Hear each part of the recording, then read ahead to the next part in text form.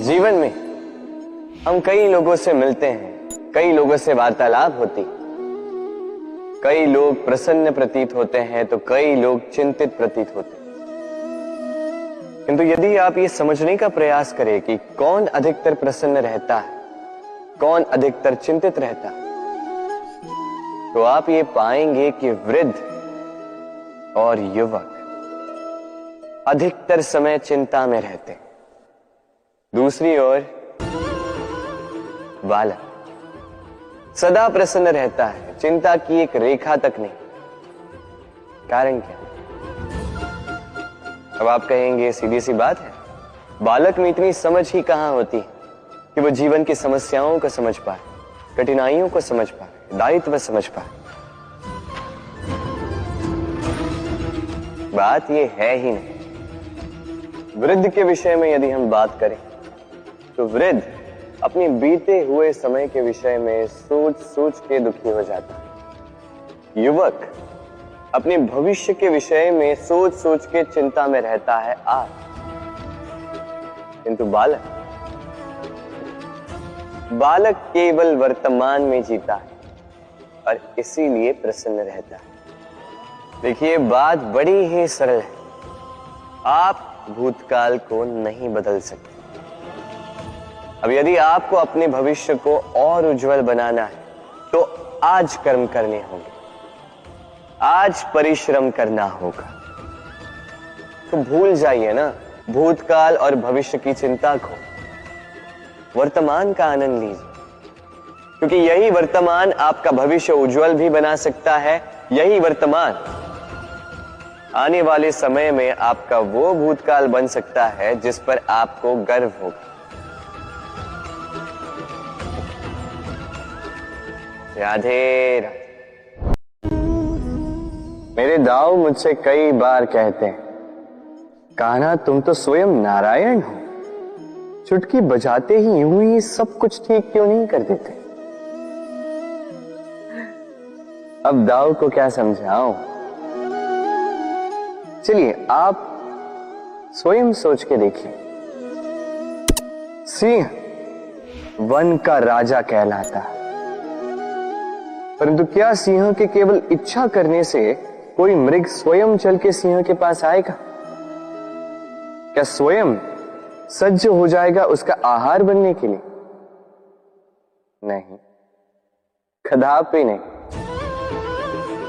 किसी भी कार्य को कार्यान्वित करने के लिए आपको प्रयास करने होंगे, परिश्रम करना होगा, तब जाके वो संपन्न होगा। केवल इच्छा से कुछ नहीं होगा। इच्छा से बनते हैं स्वप्न, और उन्हें साकार करने के लिए भी आपको परिश्रम तो करने होंगे। मान लीजिए आपने इच्छा की खाने की, और किसी दानी ने आके आपके समक्ष भोजन रख भी दिया, तब भी उसे खाने का श्रम आप ही को करना होगा। यदि प्रेम की इच्छा भी करो तो निस्वार्थ निश्चल भाव से प्रेम करो। देखिए, आप स्वप्न में तो उड़ सकते हैं, किंतु आपको जीना तो धरातल पर ही पड़ेगा। और यदि धरातल पर आप आगे बढ़ना चाहते हैं तो धरती को पैरों से पीछे ढकेलना ही पड़ेगा। राधे राधे। कस्तूरी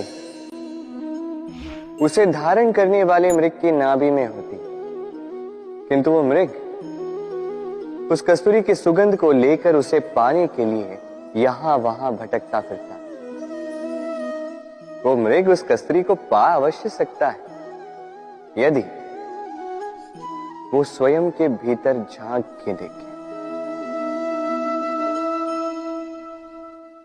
अब देखिए ना, सुर बांसुरी के भीतर ही होते हैं, बस आवश्यकता है तो उसे खोजने के प्रयास की,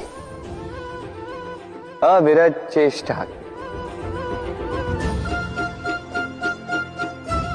ठीक इसी प्रकार होती है हमारी शक्ति जो हमारे भीतर छिपी। सोचिए, जब परमात्मा स्वयं हमारे भीतर है तो हम उन्हें बाहर क्यों ढूंढें? हम स्वयं के भीतर तब झांकते हैं जब दूसरों से सहायता की अपेक्षा ही समाप्त हो जाती। तो जीवन में किसी की सहायता के लिए आस लगाए मत बैठिएगा, स्वयं अपना सहायक बने। रणभूमि में आपको अच्छा सारथी मिल सकता है, किंतु जीवन की इस यात्रा में आप ही को आपका सारथी बनना होगा। राधे राधे। राधा के साथ जब मैंने पुष्पों की होली खेली थी तो आनंद कुछ और ही था। पुष्प यानी फूल, उन पर बरसाए जाते हैं जो विजयी होकर लौटते हैं, जिनके कदम शुभ होते हैं, जो पावन होते हैं। अब जो प्रेमी अपनी प्रेमी का हृदय जीत ले, उससे बड़ा बलि का जो अपने आगमन से हमारे जीवन की धारा बदल डाले, उससे अधिक शुभ को अब जो आकर हमारी मन की पीड़ाओं को निकाल कर उसमें प्रेम के रंग भर दे, उससे अधिक पावन को तो हर वो व्यक्ति जो आपके लिए प्रिय है, जिनसे आप प्रेम करते हैं, फिर चाहे वो आपकी मां, बाबा, मित्र, भाई बहन, गुरु, उन पर पुष्प वर्षा ना केवल आपको हर्षाए बल्कि उनके मन को भी उल्लासित कर दे, क्योंकि रंग के साथ जब सुगंध मिल जाए तो आनंद 2 गुना नहीं 100 गुना हो जाता है। राधे राधे। इस फल को देख रहे हैं आप?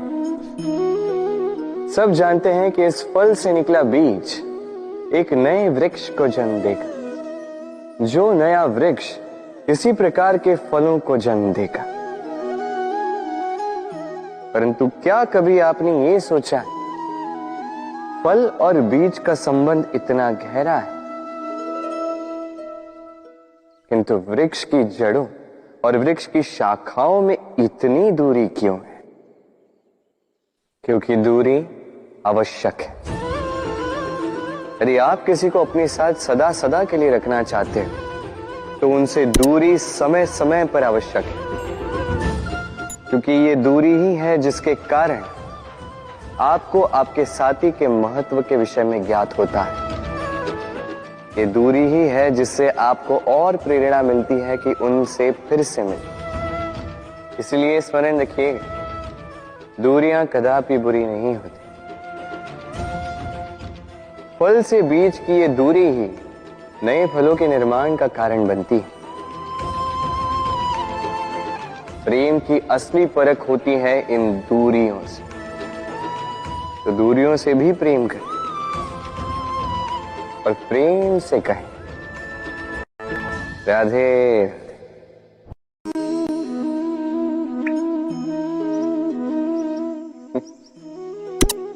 आकाश की वर्षा से गिरी बूंदे बड़ी ही शीतल, मीठी और पवित्र होती, किंतु सबका भाग्य भिन्न भिन्न होता है। अब देखिए, यदि कोई बूंद केले के पत्ते पे गिर जाए तो ओस बनकर ठहर जाती, प्रकृति की सुंदरता बढ़ाती, जीवों की प्यास बुझाती।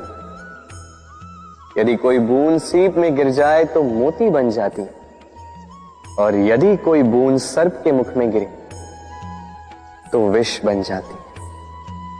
अब सबकी उत्पत्ति एक है, किंतु गुण भिन्न भिन्न है। क्यों? कारण क्या है इसका? कारण है संगति। संगति का प्रभाव बड़ा ही भीषण होता है। चाहे तो आपको आकाश में बिठा दे, चाहे तो आपको पाताल में धंसा दे। अब वर्षा की बूंदें तो ये चयन नहीं कर पाती कि इनकी संगति क्या होगी, उनका भाग्य क्या होगा। किंतु हम तो मनुष्य, हम तो अपनी संगति चुन सकते। तो सोच विचार करके संगति चुनिएगा। ये चयन आपका होगा और इसका परिणाम भी आप ही को भुगतना होगा। राधे राधे। सर,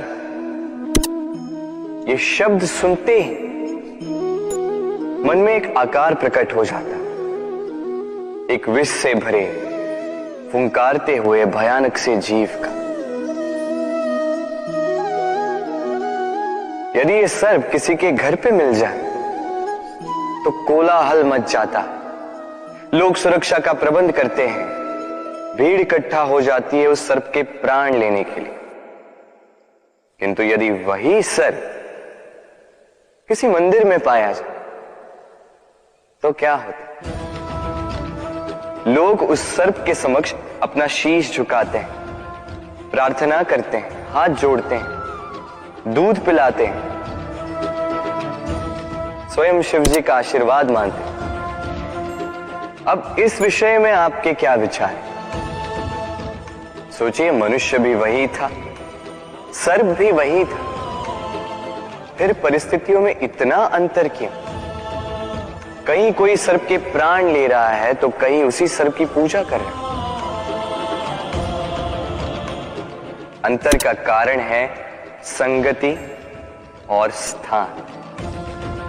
जब वो सर्प शिवजी की संगति में था, मंदिर के पवित्र वातावरण में था, तब वो हमारे लिए देवतुल्य हो गया, अन्यथा तो वो हमारे लिए शत्रु ही था, है ना?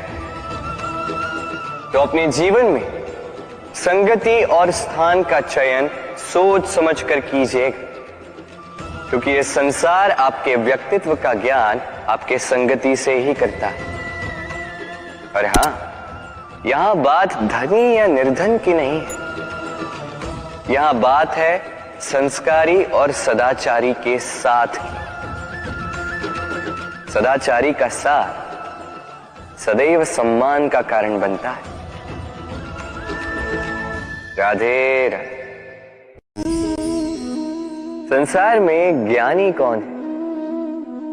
वो जो वेदों का अर्थ समझता है, या वो जिसने जन्म और मृत्यु का रहस्य ज्ञात कर लिया, या वो जो 64 कलाओं में निपुण? नहीं, संसार में ज्ञानी वो जो केवल एक अंतर समझता है, अंतर मान लेने का और ठान लेने का। शब्द बड़े ही सरल हैं, किंतु यदि ध्यान से सोचोगे तो इसका अर्थ बड़ा ही महत्वपूर्ण है। आइए समझाता। यदि मान लो तो हार, किंतु यदि ठान लो तो जीत। यदि मान लो तो कोई अपना है, किंतु यदि ठान लो तो वो शत्रु। मान लो तो भगवान है, यदि ठान लो तो वो केवल एक पत्थर। बस इस अंतर को समझ लीजिए, संसार की हर वस्तु आपके समक्ष होगी। राधे राधे।